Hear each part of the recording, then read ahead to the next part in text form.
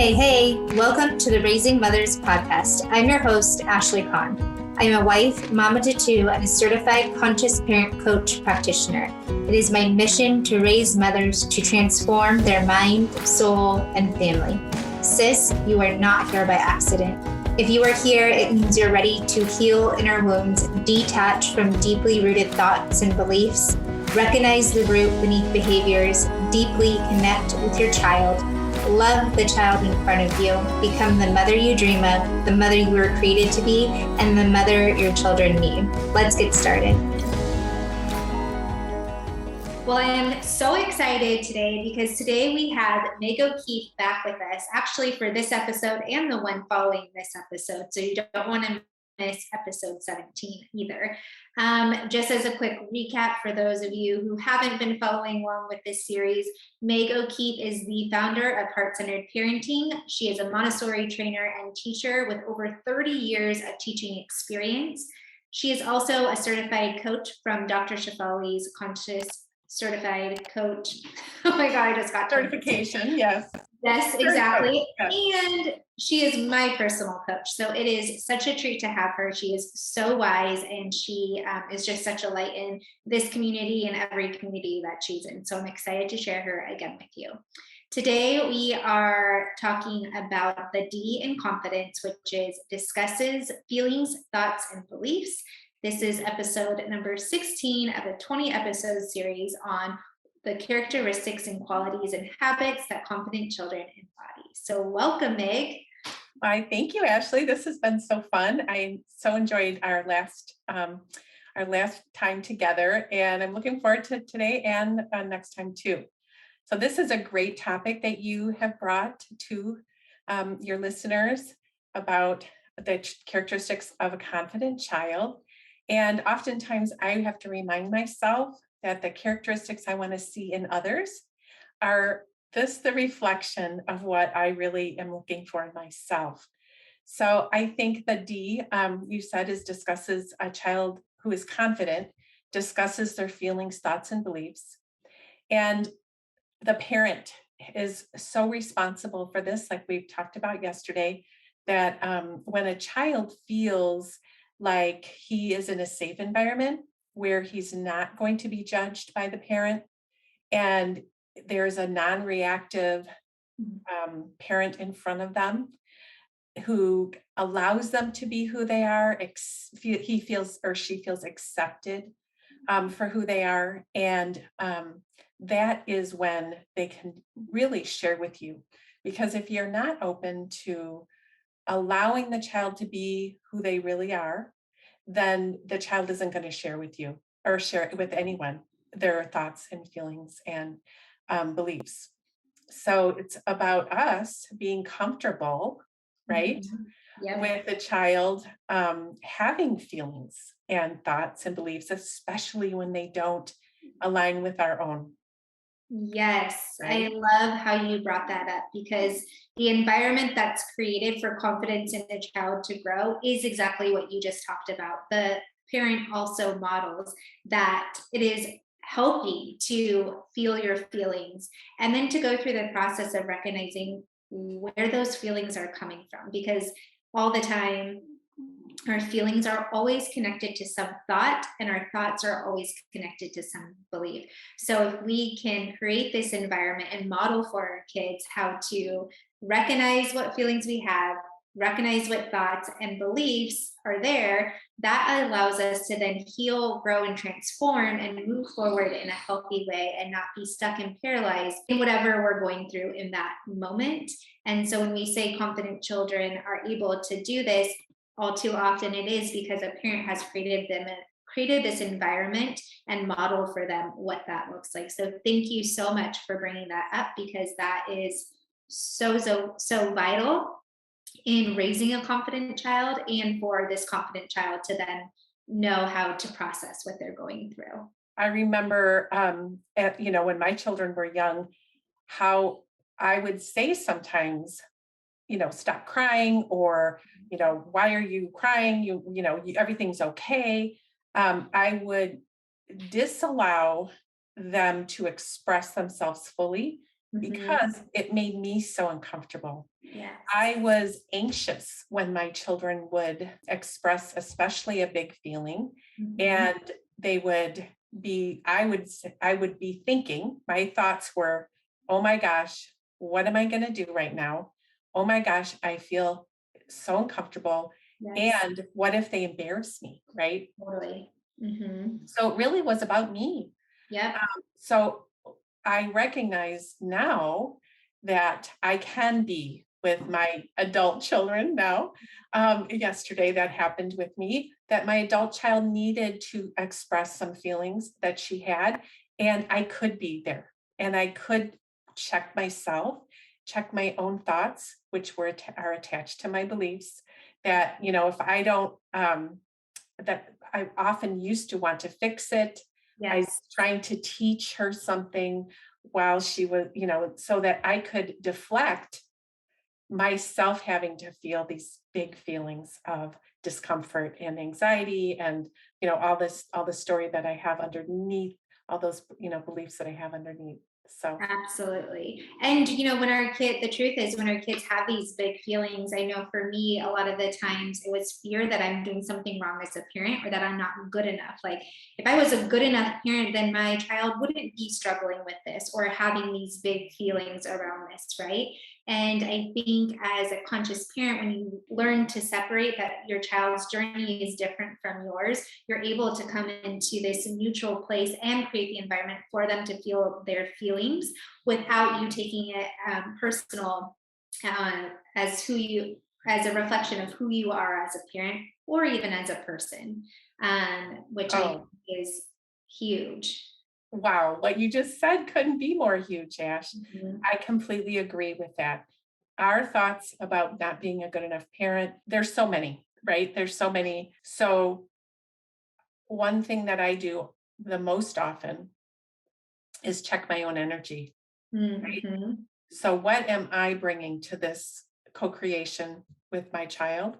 Like you said, they're on their own journey. They're going to have experiences that we don't expect or that we don't have. Yep. So, checking myself, I often will stop, pause, like Mhm. you said, while Mhm. they're coming to me or showing me their feelings and telling me their thoughts, and kind of closing my eyes for a minute, taking a breath, and scanning inside my body. Where am I feeling this in my body, in my chest, in my stomach, and allowing myself to stay focused on that instead of just projecting out onto my child, right? Yes. Because so often those thoughts, I'm not a good enough parent. If I should know what to do. All of that I can project onto my child, my fears of Yes. insecurities. Exactly. And I love how you just like being present in the moment and becoming aware of everything that's happening. Like you said, checking in with yourself when we learn, because really it's It is. a learned habit to check in with ourselves. I mean, culture, our whole life, we our grow up environments that we learn to disconnect to ourselves. So when you say check in with yourself, like that is absolutely a learned process, and through consistency becomes your go-to when you have these big feelings or your child has these big feelings. But it's so important because when you, like you were saying, when you connect to yourself, that actually brings you to the present moment to Mhm. be able to then connect to your child without the judgments, perceptions, and unconscious projections. Um, 100%. so love how you brought that up. And that is such an amazing tool to have in your tool belt because it really connects you to your child on a whole other level, and allows them to feel safe to continue feeling their feelings and explore the thoughts and beliefs that are attached. So Ex- thank you for bringing that up. Exactly. Because when we are in the present moment and we can become aware, we're just staying in that moment, and it does allow our children to actually be able to do the same thing, Yes. right? And Mhm. so it's almost like we're reflecting back to them that Mhm. that presence, which oftentimes will dissipate everything. um Yes. on its own, it'll dissipate. So I think that a confident child can discuss their feelings and their thoughts and their beliefs as long as we can remain present and connected to ourselves. Yes. Yep, you're so right on. It makes me think about this situation that we had the other day with my son, and he had some schoolwork that needed to be completed. And he came in and he was overcome with emotion, super irritated, upset, and you could just see the overwhelm on his face. He had put things off and now it had accumulated. And in me, I was like wanting to fix the situation and just be like, well, if you would have X, Y, and Z or done a little bit every day, then we wouldn't have this, right? And what you were talking about earlier, Meg, is like checking in. I was like, okay, pause, Ashley. Like, I think that's how you start to create this habit is realize what you want to say is probably what you shouldn't say right then in the minute. And maybe if it is, maybe just having like a delayed reaction to Yeah. really be able to think about, should I be saying this? Because in being able to pause, he was able to let it all out. Did he get frustrated with me? Yes. But I learned to not take it personal because when he was kind of taking it out, I was like, oh, I wanted to be like, oh no, you didn't, like, don't do that, right? But learning that it's not personal to me and he needs to get this out, because where else can they learn and be able to express themselves, right? And feel their feelings, because if they don't, they just get suppressed and it turns out ends up coming out in undesirable behavior later on.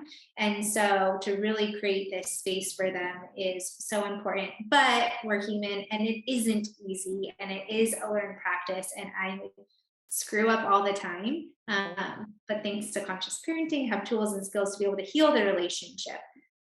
All that to say, creating that pause and delayed reaction and letting them explore their feelings, thoughts, and beliefs is very freeing for them, for sure. Absolutely, because had you not paused, you would have brought your beliefs from the past. Mhm. Oh, my child should respect me, all these beliefs that we have. Yes. My child shouldn't talk to me that way. There's a consequence that needs to be set here. Also, you're trying to fix him. Well, if you would have just done this, those are all past. Those are all things that we're bringing to our past. Our beliefs come from the past. Yes. So you are doing just that. That's what you're saying. It's a practice, and it's something that it's the best gift we could give our children ever, is to just continue to practice that present moment and recognizing when the past is coming into this moment with your child. And it is going to be a moment by moment. So many times parents come to me and they just want the quick fix. They're like, tell me what to say when this and this and this happens, and it's impossible. It's impossible to know. And it's just the practice, like you're saying. Totally. And I think the coolest part of, when you reconnect to yourself and you're able to take these pauses and you're able to create like a safe environment, the answers are already within us. Like to your point, when clients say, well, just tell me what to say, or how do I get from A to Z? Like, give me the step-by-step process. And I think, yes, there are guidelines and there are different things you can implement for your own personal healing and growth that change the environment for you to be able to connect to your child or interact in different ways. But at the end of the day, there is no right or wrong words to say. Everything that is true and authentic to who we are and meant to be for the relationship will come out when you implement the pause and check in and all that kind of stuff. Would you agree or have anything to add to that? Yeah, it's about trusting the present moment. Yes. This is what we're so afraid of, right? I know for myself, it's like, okay, what's going to happen right here, right now? What is going to happen? We want control of what's going to happen. We want to know the outcome, right? We're so attached to the outcome. So it's like being out on a limb of a tree, and we're shaky and we don't know how it's going to turn out. And it is about trusting. It's about trusting ourselves, trusting our child, and knowing that if we can stay right here Mm, we can trust that it's all going to come to whatever needs to happen, right? And absolutely. every moment is different. Every Yep. moment. Yep, absolutely. And I just want to stress too that we are human. And so you're not going to do it perfect anytime because perfection is not attainable. So there will be times where maybe your child comes to you with big emotions or feelings, and initially you pause, and then as the conversation rolls in, then you start reacting, right? Like it's gonna happen. And when that does, give yourself grace. It shows your child that you are also human too, and you also experience big feelings and big emotions. But then using your tools and skills that you learn with conscious parenting on how you can heal the relationship and grow from there, I think is the key. Beautiful. Yeah, there is, what is perfection anyway? There's no such thing. There isn't a perfect way to respond to anything ever. There's just the consequences of life will bring the consequence that the child needs, Yeah. right? We don't need to impose all these external things of taking your phone away and go to your room and all that. Your son will experience his natural consequence, which is not coming from us. It's Mhm. going to come from life, just showing him, okay, if you don't get your work done, this is the consequence, right? And we have no control over what's going to happen. Yep. And that's the biggest thing for me is just letting go of wanting to know and wanting to manipulate the situation so that my child doesn't have to feel anything uncomfortable, because that's not going to be something I want to experience, right? Yeah, and that's no one grows when you don't let the process unfold how it should and enter the flow and have natural consequences come in. It's funny because in this particular situation where he was overwhelmed and stressed about all the work he had to do, the next morning he actually said, he's like, I've been thinking, and I think I need to do a little bit every day. And I was like, awesome. It's almost like when we learn to let go, parenting becomes easier. It really does, Ashley. And our children, like, literally come up with, and this is, I don't want to judge the situation, but they come up with their own answers. And it's usually, well, not usually, it's always in alignment for their overall well being and their own personal growth, too. Um, yeah, it's just fascinating. It is fascinating. But I think you're right, Ashley. I think it is something that once we do allow, the moment to be there, then it does become easier. We Mhm, aren't in control. We think we are. We mhm, certainly would love to be, but we really aren't. mhm, So why are we fighting this and resisting this? And just and like you're saying, he came up with it all on his own, and that's gonna go yeah, miles longer in his life when he learns his own lesson than when we impose this, you should have, blah blah blah. yeah, That's only going to cause distance and mhm, disconnect between us, because he really does need to learn this himself, even though it certainly would be uncomfortable for you if he failed a test or, got a grade that's bad, that we consider mhm, bad. All mhm, of that is what we're trying to avoid, right? Is our own discomfort. mhm. Yep. Because of our own fear, right? Exactly. Mhm. Exactly. What would that mean about me? Yes, or my Right? child, Yes. Or my child. and their future. Yes. Which would really be about you, Ash, anyway. Yeah, exactly. Because what will Right? people think of me as a parent if they don't do anything with their life? Exactly. That's why we're all so afraid of our child's future, and because it really would be how this is going to be harder for me, this is going to be uncomfortable for me, this is going to embarrass me, or completely shame me, Yes. and feel guilty, which are really Mhm. painful feelings to experience. Which is why we try to avoid and control. And ask our children to overachieve because it's Yeah. for our own needs to be met. Yep, exactly. So confident children, they are able to discuss their feelings, thoughts, and beliefs, and this helps empower them to move forward in healthy ways, problem solve, navigate solutions. And just to recap for this episode, 3 things that we can do as parents to help guide our children to be able to continue discovering their feelings, thoughts, and beliefs is create that safe environment for them to come to us in our presence without feeling judged and us projecting our thoughts and beliefs onto them. 2, we model it, show our children what it looks like to feel your feelings and deconstruct, heal, and grow from things.